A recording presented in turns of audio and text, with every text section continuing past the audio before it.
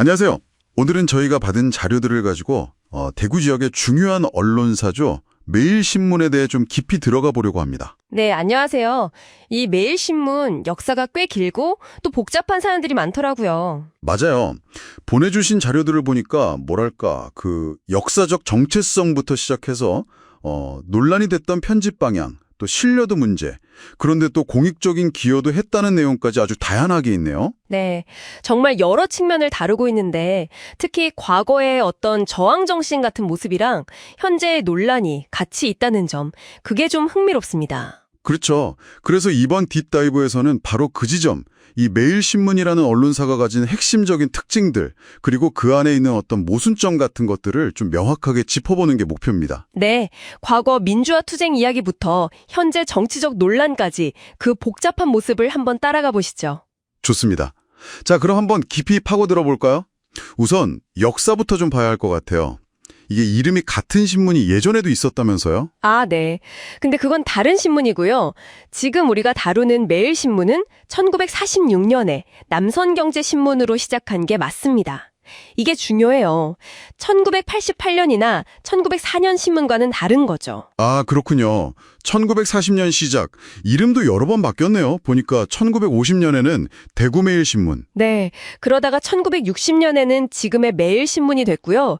그 사이에 1950년에 천주교 대구대교구가 인수한 게 아주 큰 변화였죠. 아, 그게 중요한 전환점이었군요. 그 이후로도 80년대에 다시 대구매일신문이었다가 88년에 또 매일신문이 되고. 네, 맞아요. 그러다가 가장 최근에 큰 변화는 2022년에 있었죠. 코리아와이드라는 운수회사로 매각이 됐습니다. 소유 구조가 완전히 바뀐 거네요. 천주교 재단에서 민간 기업으로요. 그렇죠.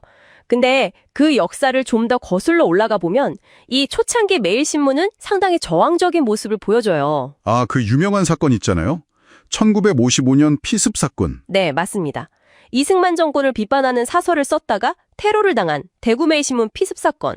이게 언론 탄압에 맞선 어떤 상징적인 그런 사건으로 많이 이야기되죠. 결국 그때 주필은 무죄 판결을 받았다고 하던데 언론 자유에 대해 생각하게 만드는 지점이네요. 네, 그리고 1960년 28 대구 학생 의거 때도 이걸 적극적으로 보도했고요. 또 1963년에는 군정 연장에 반대하면서 사설 쓰는 칸을 아예 비워버리는 무사설 저항도 했어요. 와, 그런 과거가 있었군요. 어떻게 보면 지금의 어떤 논란들과는 상당히 대조적인 모습인데요. 바로 그 점 때문에 현재의 논란들이 더 부각되는 면도 있는 것 같습니다. 그럼 그 현재 논란으로 한번 넘어가 볼까요? 가장 좀 크게 논란이 됐던 게 뭔가요? 아무래도 2022년에 있었던 그 전두환 전 대통령 관련 유료 광고건이겠죠. 아, 그 내용이 탁월한 애국자, 우리 동문의 영웅 이런 표현이 들어갔다고요. 네, 12.2 군사반란이나 5.18 광주 학살 책임자로 평가받는 인물에 대해서 그런 표현을 쓴 광고를 실은 거죠. 그래서 역사 인식에 대한 비판이 굉장히 거셌습니다. 이게 유료 광고라고는 하지만 신문사가 어떤 광고를 실을지 말지 결정하는 것 자체가 일종의 편집권 행사고 가치 판단이 들어간다고 볼 수밖에 없겠네요. 네, 그렇죠. 단순 전달이 아니라 그 게재 결정 자체가 논란이 된 거죠. 그런 맥락에서 또 다른 논란들도 있었죠.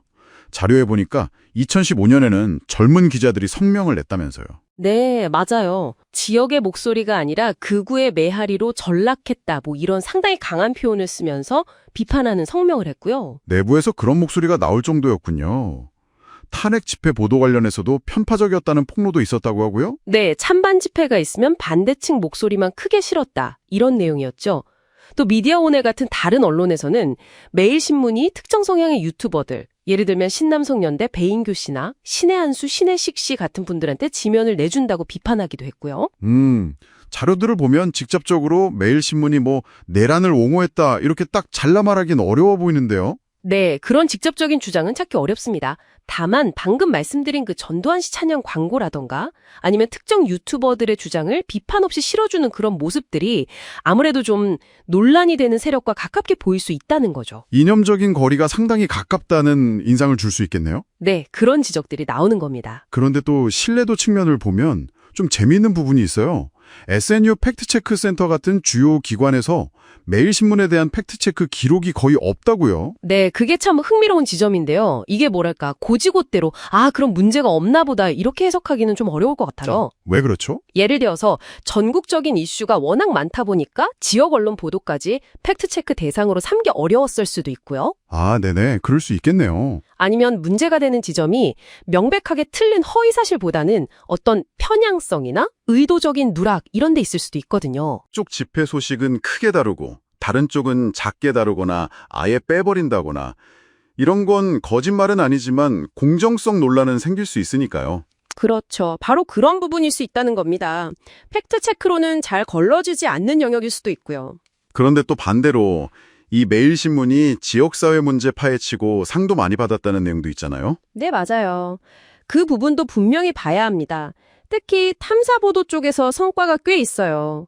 2023년에 대구 경북 기자협회에서 주는 올해의 기자상 대상을 받았는데 이게 경산시의회 의원들이 업무 추진비를 부정하게 쓴 걸 고발한 보도였거든요. 그래서 그 의원들이 유죄 판결까지 받았다고요? 네. 그리고 우수상 받은 보도 중에는 포항 개인택시조합 보조금 사기 추적한 거. 이것도 관련자가 실형 선고 받았고요. 또 그 응급실 뺑뺑이 사건 보도도 있었네요. 환자가 응급실을 전전하다 사망한 사건이었죠. 네. 이 보도 이후에 정부 조사도 이뤄지고 해당 병원이 행정처분까지 받게 됐습니다. 이런 걸 보면 지역사회의 어떤 부조리나 문제를 감시하는 역할, 그 언론 본연의 역할은 또 충실히 하고 있는 거죠. 정말 그렇네요. 지역감시견으로서의 역할은 제대로 하고 있다는 인상을 줍니다. 결국 이 자료들을 다 종합해보면 매일신문은 진짜 한마디로 딱 정의하기 어려운 깊은 모순을 안고 있는 언론사다? 이렇게 정리할 수 있을 것 같아요. 네. 과거에 민주화에 기여했던 그런 빛나는 역사가 있는데 지금은 또 극우 편향이라는 비판을 받고 있고 그렇죠. 지역사회 비리를 파헤치는 탐사보도 능력은 분명히 있는데 또 편집 방향을 보면 특정 정치 세력을 옹호하는 듯한 모습도 보이고요. 마치 한 회사 안에 두 개의 정체성이 공존하는 느낌이네요. 지역사회의 공적 감시견 역할과 어떤 특정 이념의 정치적 옹호자 역할, 이게 같이 있는 거죠? 네, 어쩌면 현장에서 뛰는 기자들의 노력과 그 위 편집이나 경영진의 방향성이 좀 다르게 나타나는 걸 수도 있고요. 예, 이게 저희가 오늘 자료들을 통해 살펴본 매일신문의 복합적인 모습인 것 같습니다. 그렇다면 마지막으로 이런 질문을 한번 던져볼 수 있을 것 같아요. 2022년에 소유 구조가 바뀌었잖아요. 오랫동안 가지고 있던 천주교 재단에서 민간 운수 기업으로요. 네. 코리아와이드로 매각된 거요? 네, 그 변화가 앞으로 매일 신문 안에 있는 이 두 가지 역할, 그러니까 공적 감시견과 정치적 옹호자 사이의 긴장 관계에 어떤 영향을 줄까, 이 부분을 좀 계속 지켜봐야 하지 않을까 싶습니다. 그 점이 앞으로 매일신문을 이해하는데 중요한 관전 포인트가 되겠네요. 구독과 좋아요는 언소주에게 힘이 됩니다.